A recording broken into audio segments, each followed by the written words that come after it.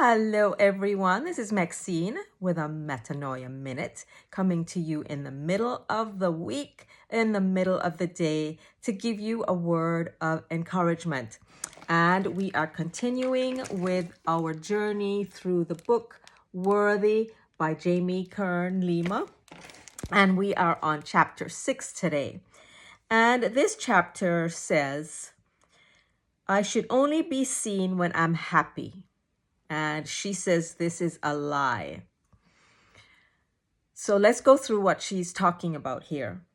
She is saying that we must not only portray ourselves as being happy all the time when we make ourselves available to people, because you're not being your authentic self when you're doing that. She talks about toxic positivity. I'm not sure I totally agree with that, because absolutely we go through things in life where it makes us sad, robs our joy, but we don't need to stay there. We can rise above what's happening to us and not let it affect us to the point where we are totally discombobulated. Unless, of course, it's something really serious as a death of somebody really close to you that really affects you. So you're taking time to go through a grieving process. But having an outward facing positive outlook on life and portraying that is not a bad thing.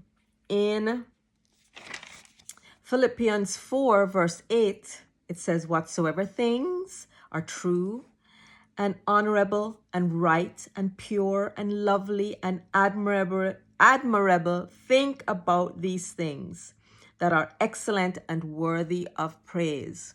So if you are always seeking to put your mind on things that are uplifting and true and honest and pure, and you're filling yourself with that all the time, transforming your mind, getting rid of the toxicity that you have stored up in your mind. If you are doing that all the time and really seeking God for pure things to think about, then when the really depressing and heart-wrenching things come to you, sure, they'll affect you, but they're not going to settle in you where that's the only thing that you're going to be portraying to people. So you can have that outlook of being joyful and truly joyful, not just an act of being joyful. So in Romans 8:28, it also says that all things work together for my good because I love God and I'm called according to his purpose.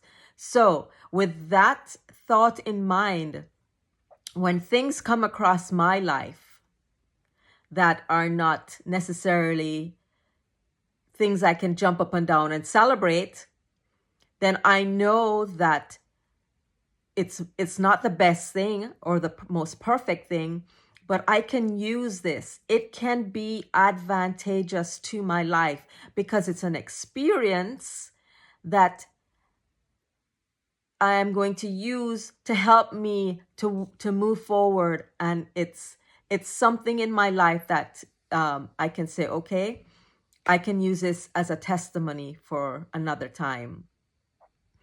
So what I'm saying is, sure, if you are not filling yourself with things that are pure and lovely and of good report, you are going to show up negative.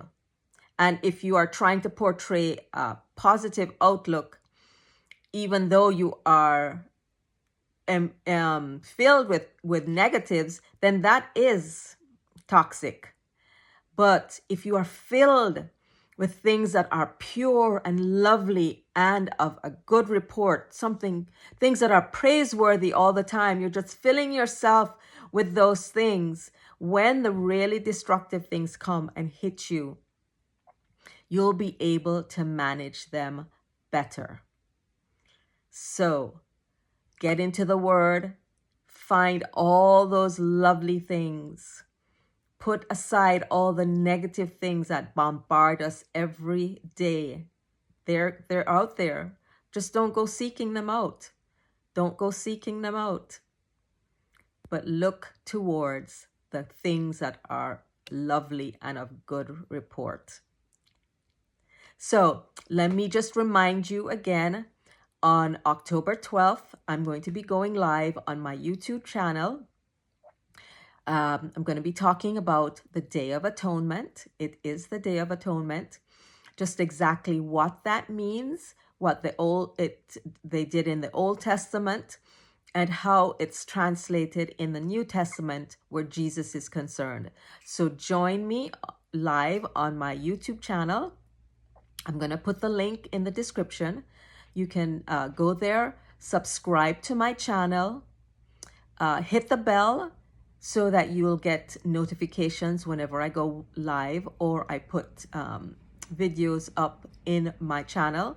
I'm trying to get to 500 subscribers, so it would be really wonderful if you did that for me. So go ahead and do that, and then I'll see you on the 12th, where we're going to talk about the Day of Atonement. So from my heart to your heart today, have the best day ever, and we'll talk again soon. Bye.